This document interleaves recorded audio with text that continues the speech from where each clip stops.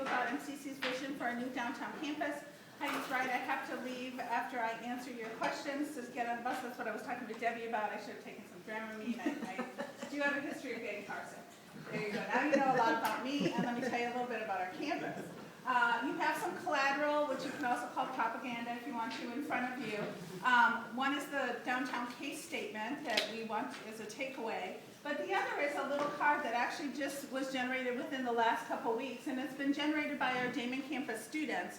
And it's their little slogan, which is that it's time to move. So you may see some of our students around wearing these buttons in the next few days.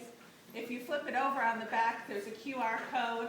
So if you're savvy and you want to use your cell phone, otherwise you could just type in this address. And it'll take you to a petition if you're interested in showing your support for the campus.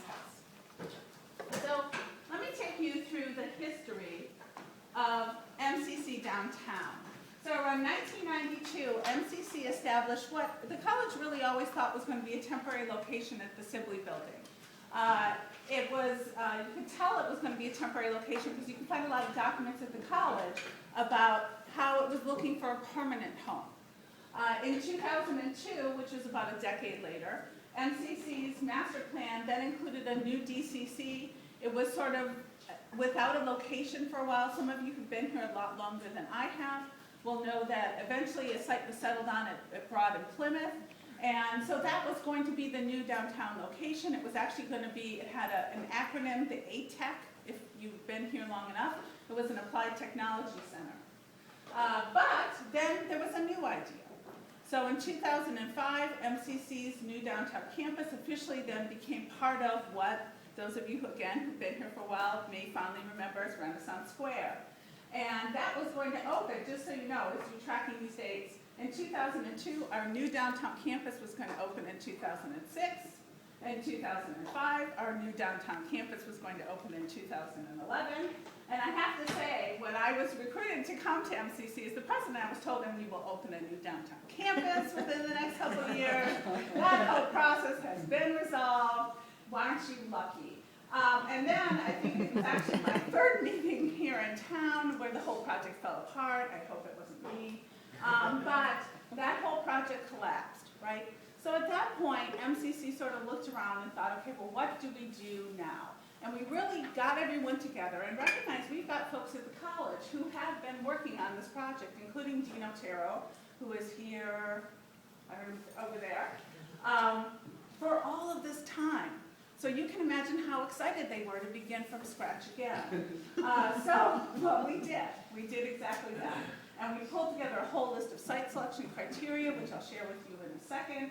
And going through that site selection criteria, looking at the budget for this project is $72 million. SUNY actually set aside its part of the money, which is 50%, right around, I think, 2006 to 2008 when we look at our timeline. So that money's been sitting there for a while. That was a big determining factor, that budget.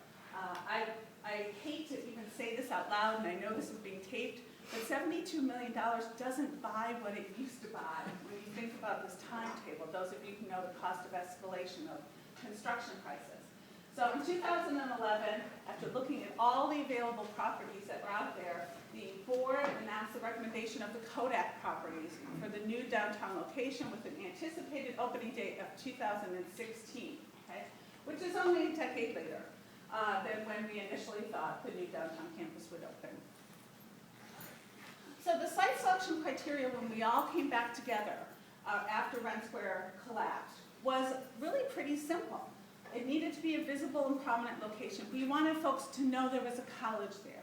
We recognize that a lot of our students are almost accidental students. They see an ad, they see a flyer, and they realize, wow, maybe MCC is for me. So we wanted something that was visible. We wanted it prominent. We wanted it to say, this is a college for you. We wanted compatible and adjacent land uses and support services. One of the things we've consistently heard from our students when they've been on the 4th and 5th floor of the Sibley building is that when we initially moved to the building, there was a lot more stuff there. They could do things, and they just can't anymore. And that's been a concern for them. Accessible parking and transportation, that was key, right? Site utilities, we need to be able, obviously, to access without a whole lot of additional expense. Site configuration and improvement opportunities, is it configured in a sense for campus, right, which isn't just an office building or a shopping mall. Acquisition cost, let me underscore that, because over time, that became a real issue for us, and I'll come back to that in a second. And availability, right? Are these multiple parcels that we would need to talk to multiple people about? Is it easy to get this property? Just very basic things. And then some sense of a college urban green, right? What we hear from our students consistently is there's no gathering space for them. They don't really have a place to call their own, like the students on the Brighton campus do. Okay. Let me come back to cost for a minute. Initially, right, we were going to build a brand new campus. That was part of Renaissance Square. Then we started to look at our funds as time marched forward. And we realized that we could not build new with those funds anymore and get the campus of the size that we really needed if we were going to invest this money. So we recognized that we needed to look at existing structures and how we could retrofit them for a new campus, which then really significantly narrowed our population of buildings, if you will, that would work for a college campus.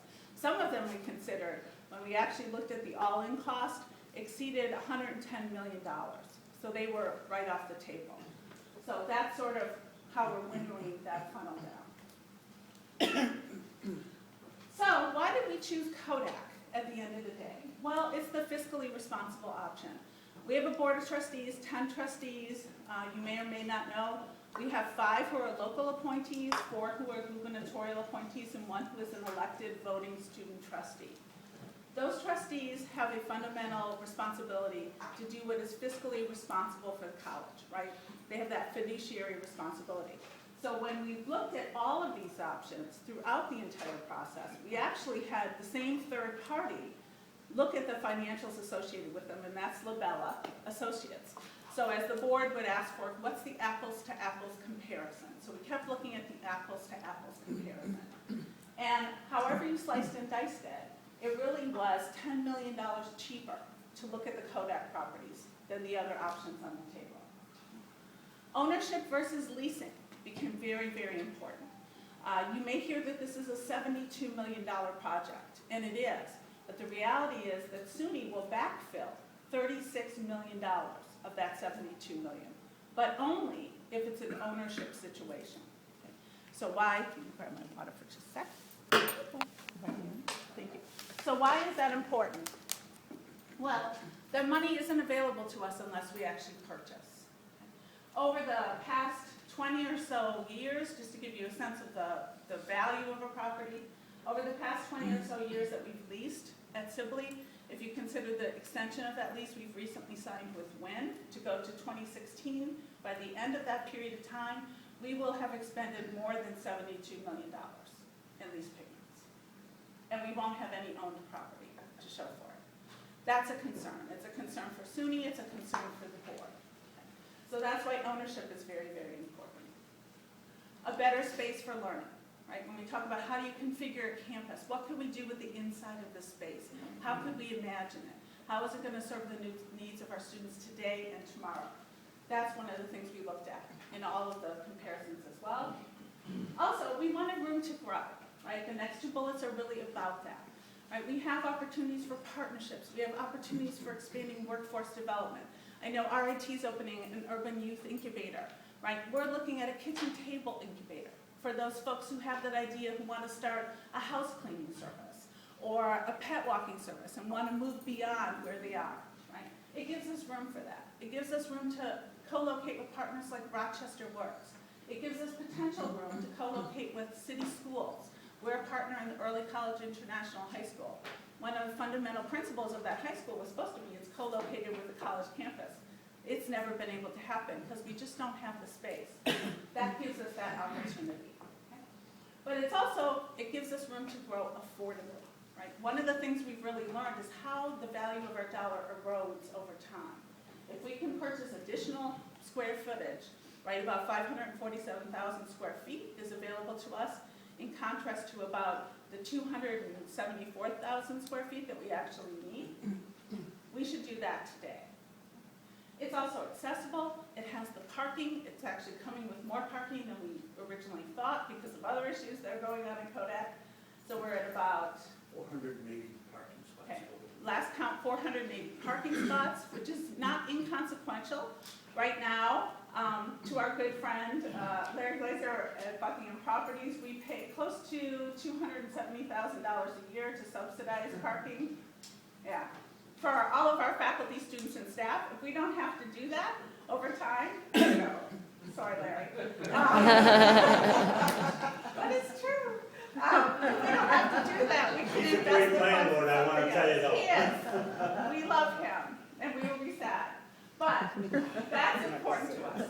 We've also worked with our GRTA around busing routes. One of the interesting conversations we've had, the first full blush with our new neighbors in High Falls, was that they've been unhappy with our GRTA route for a while. They don't like where it drops off. It's too close to their buildings. So if someone could have helped them move that route, they would have been very happy. We were happy to do that, and so we've been in those discussions already. And I think what's intriguing, and we were talking about how we're in the college corner over here, this was a project that wound up having the unanimous support of the college community. And if you don't work in academia, you don't know how rare that really is. That the board lines up with the faculty, with the staff, with the students, with the entire community to say, this is exactly where we want to go. So this is really why we ended up in that location, right? It was the positive attributes of that location more than the negative attributes of anything else. So that's the story that I just wanted to share with you. And I will just leave you with, again, the lovely image. And if you would care to support us, we would be happy to accept your support, and I'm happy to answer any questions you might